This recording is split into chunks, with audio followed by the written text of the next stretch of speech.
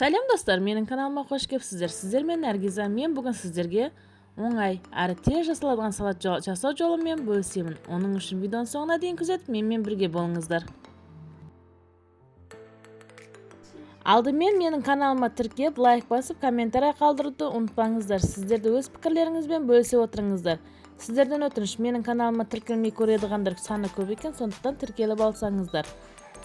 Ал енді салатымызға келедіған болсақ, 4 қиярымызды осылай 4 бұрыш етіп, әдемілеп турап аламыз.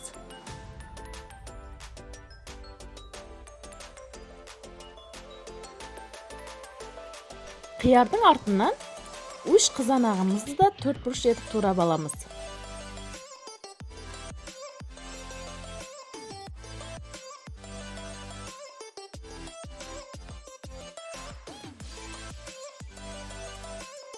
Ал енді жұмыртқаларымызды әдемілеп 4 бұрыш етіп, оларды да турап аламыз.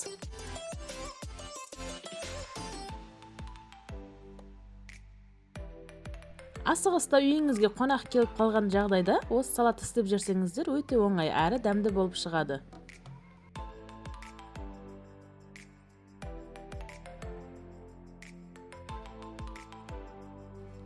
Жұмыртқаларымызды турап болдық. Енді жүгерімізді ашып, ішіндегі суын төгіп, тек жүгерісінің өзін ғана саламыз.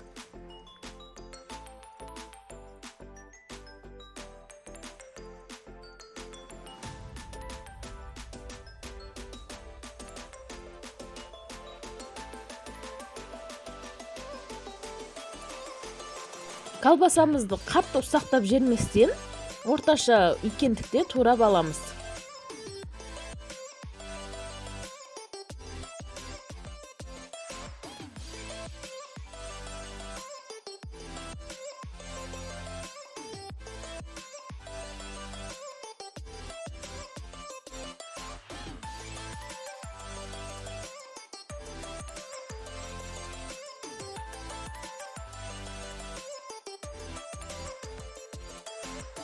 Енді үстінен керегінше тұзымызды и майонезімізді салып, салатымызды жақсылап араластырамыз.